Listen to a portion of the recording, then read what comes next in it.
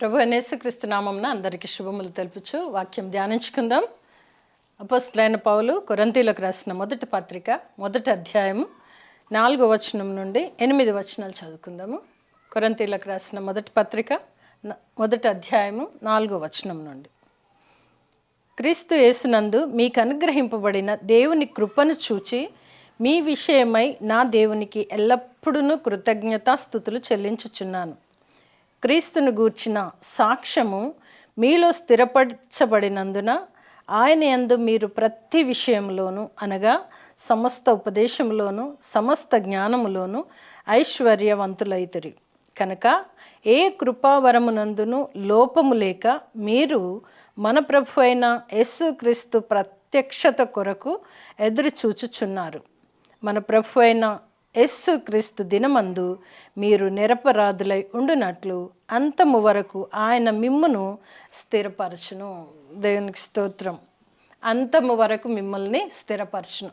ఇక్కడ చూస్తే అపోస్తలుడైన పౌలు గారు లేఖలు రాస్తూ అలనాటి సంఘాలను చూసి తృప్తి చెంది పలుకుతున్నటువంటి మాటలు. ఈరోజు మనం తీసుకున్నటువంటి అంశము కూడా నిరపరాధులై ఉండుడి లేదా నిందారహితులై ఉండుడి అని ఇక్కడ అపోస్తలుడైన పౌలు గారు 4వ వచనం చూస్తే క్రీస్తు యేసునందు మీకు అనుగ్రహింపబడిన దేవుని కృపను చూచి, యేసుక్రీస్తునందు మీకు అనుగ్రహింపబడిన దేవుని కృపను చూచి మీ విషయమై నా దేవునికి ఎల్లప్పుడూ కృతజ్ఞతాస్తుతులు చెల్లించున్నాను.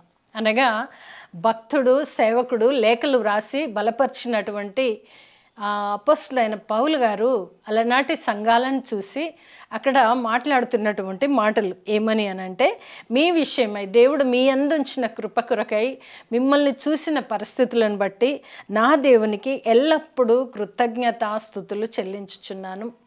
కృప పొందిన మనము చెల్లించాలా, ఉపదేశించిన భక్తుడు చెల్లించాలా, లేదా సేవకుడు చెల్లించాలా? ఇక్కడ ఒకసారి మనం ఆలోచించాలి.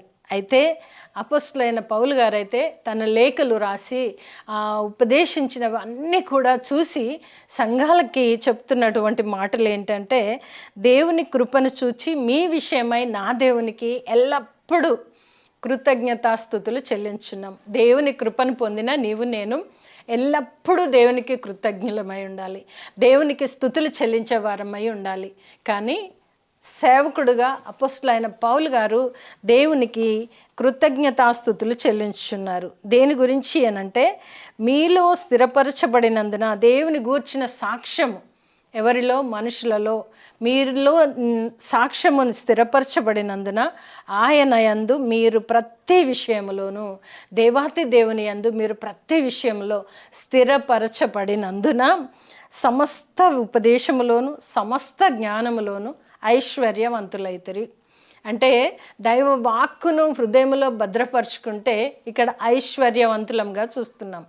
మనం ధన సంపద గురించి కాదు, కానీ దేవుని దివ్యమైన వాక్కును ఆయన ఉపదేశమును ఆయన జ్ఞానమును మనకు దొరికితే ఐశ్వర్యవంతులంగా ఇక్కడ వర్ణిస్తూ అపోస్తలుడైన పౌలు గారు లేఖలు రాస్తూ ఆ వాక్యంను అంగీకరించిన బిడ్డల విషయమై ఆయన సంతోషిస్తూ మరి ఎల్లప్పుడూ నా దేవునికి కృతజ్ఞతాస్తుతులు చెల్లించుచున్నాను. మీరు జ్ఞానం విషయంలోనూ ఉపదేశం విషయంలోనూ సమస్త విధములైన కృప విషయంలోనూ మీరు ఐశ్వర్యవంతులైతిరి అంటున్నారు. మరి మనము దేవుని పరిశుద్ధ సన్నిధి అనుభవించి దేవుని యొక్క జ్ఞానము చేత దేవుని ఉపదేశము పొందుకొని ఆ ఉపదేశానుసారంగా ఈ లోకంలో జీవించి నడిచి అది మన హృదయంలో స్థిరపరచబడినప్పుడు మరి నిజంగానే మనము దేవునికి ఎల్లప్పుడూ కూడా కృతజ్ఞులమై ఉండాలి. ఎందుకంటే దైవ విషయములో ఐశ్వర్యవంతులముగా ఉన్నాం. దేవుణ్ణి మొదట మనము పట్టుకున్నట్లయితే ఐశ్వర్యం అనేది తన నుండే వచ్చేది. ఆయన భూమికి సృష్టికర్త, నీకు నాకు ఏర్పాటు చేసిన ప్రతిదీ కూడా మనకిచ్చి మనల్ని ఐశ్వర్యవంతులుగా చేసే దేవుడై ఉంటున్నాడు.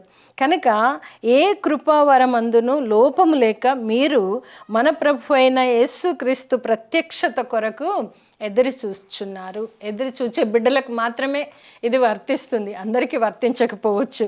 కనుక మన ప్రభు అయిన యేసు క్రీస్తు దినమందు మీరందరూ మంచి ఉపదేశం పొందుకున్నారు.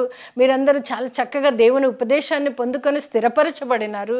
దేవుని కృపచేత మీరు ఆశీర్వదింపబడుతున్నారు. సమస్త జ్ఞానము చేతను, సమస్త ఉపదేశము చేతను మీరు ఐశ్వర్యవంతులై ఉన్నారు. దేవుని ప్రత్యక్షత కొరకు ఎదురు చూచుచున్నారు. కనుక మన ప్రభు అయిన యేసు క్రీస్తు దినమందు మీరు నిరపరాధులై ఉండునట్లు అంతము వరకు ఆయన మిమ్మును స్థిరపరచునుగాక అని ఆయన లేఖ రాస్తూ ప్రార్థిస్తూ మనకి ఆ లేఖలో ఉపదేశిస్తున్నట్టుగా చూస్తుంటున్నాం. అయితే యేసుక్రీస్తు అంతము వరకు, ఆయన రాకడ వరకు మనము నిరపరాధులుగాను నిందారహితులుగాను ఉండాలని ఆయన ప్రార్థిస్తున్నట్లు మరి మనము ఎలా ఉన్నాం? మనము కూడా అంతము వరకు, ప్రభు రాకడ వరకు నిరపరాధులుగాను నిందారహితులంగా ఉండాలని మరి మనకి మనమే దేవుని యందు స్థిరపరుచుకునే వారంగా ఉండాలి. అలనాడైతే దేవుడు మరి ఆదికాండం 17వ అధ్యాయంలో చూస్తే నా సన్నిధిలో నిరపరాధివై ఉండునట్లు నడుచుకొనుమా అని దేవుడు ప్రత్యక్షమై అబ్రహాం గారితో చెప్పాడు. అదే మాటని ఇక్కడ పౌలు గారు కూడా సంఘాలను ఉపదేశిస్తూ, సంఘాలకి లేఖలు రాస్తూ, వారికి దేవుడిచ్చిన కృపను బట్టి ఆయన దేవునికి ఎల్లప్పుడూ నేను కృతజ్ఞుడనై ఉన్నానని చెబుతున్నారు. ఏంటి ఈరోజు మన అంశం కూడా నిరపరాధులై లేదా నిందారహితులై ఉండు. ఎప్పటి వరకు అనంటే అంతము వరకు నిందారహితులై ఉండాలని మరి దైవ వాక్యము ఈరోజు నీతో నాతో మాట్లాడుతున్నది. అలనాడు దేవుడే స్వయంగా అబ్రహాం గారితో మాట్లాడారు. నా సన్నిధిలో నీవు నిందారహితుడవై నడుచుకొనుమా అని చెప్పిన రీతిగా ఈరోజు మనతో కూడా హెచ్చరిస్తున్నారు. నిందారహితులై మీరు దేవుని సన్నిధిలో ఉండండి, లేదా దేవుని ఉపదేశము పొందుకొని ఆయన యొక్క జ్ఞానము చేత ఈ లోకమందు జీవిస్తే మీరు ఐశ్వర్యవంతులవుతారని కూడా మరలా ఒక మాటని మనము చూస్తుంటున్నాము. కనుక నీవు నేను బహు జాగ్రత్తగా దేవునికి ఇష్టమైన ప్రియులైన పిల్లల్లా ఉంటూ నిందారహితులమై ఎప్పటి వరకు అని అంటే అంతము వరకు, ప్రభు రాకడ దినము వరకు, ఆయన ప్రత్యక్ష మగు వరకు నిందారహితులుగా ఉండాలని దైవ వాక్యము ఈరోజు మనతో మాట్లాడుచున్నది. అలాగే ఫిలిప్పీలకు రాసిన పత్రిక, అపోస్తలుడైన పౌలు ఫిలిప్పీలకు రాసిన పత్రిక 2వ అధ్యాయము 14-15 వచనాలు చదువుకుందాం. 14-15 వచనాలు.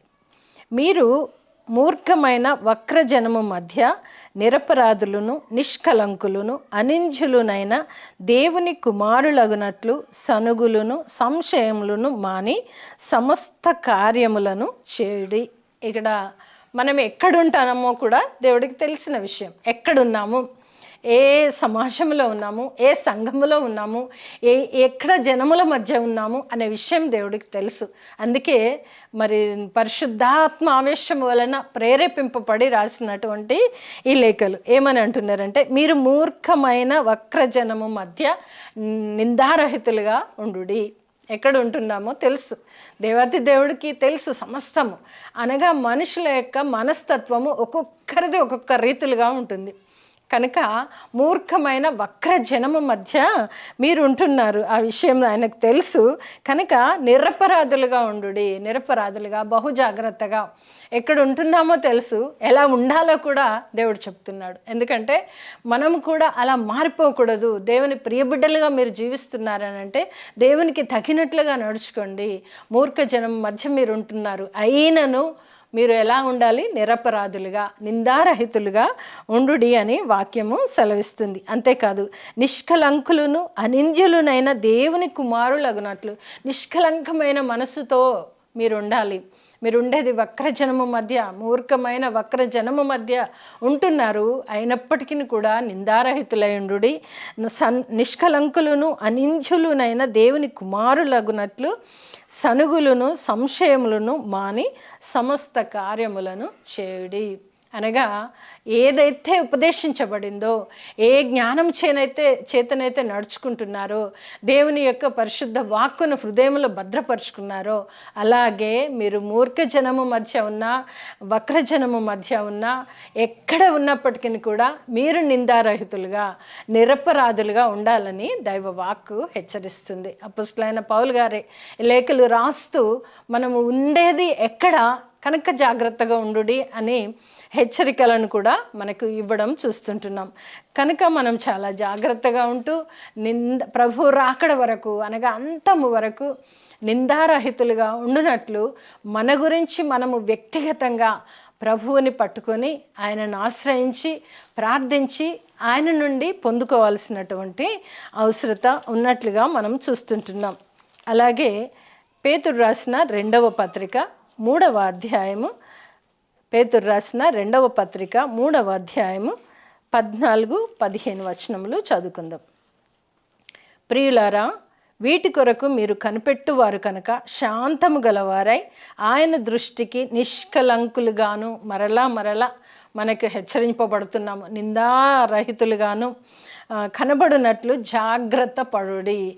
వీటి కొరకు మీరు కనిపెట్టుచున్నారు. వేటి కొరకు కనిపెట్టుచున్నాము అని మనం చూస్తే 13వ వచనంలో, అయినను మనం ఆయన వాగ్దానమును బట్టి, దేవాతి దేవుని వాగ్దానమును బట్టి క్రొత్త ఆకాశముల కొరకును క్రొత్త భూమి కొరకును కనిపెట్టుచున్నాము. మనం కనిపెట్టేది మన నిరీక్షణ కలిగి ఉంటున్నాము. కాబట్టి ప్రియులారా, వీటి కొరకు మీరు కనిపెట్టువారు కనుక శాంతము గలవారై ఉండుడి అని వాక్యం సెలవిస్తుంది.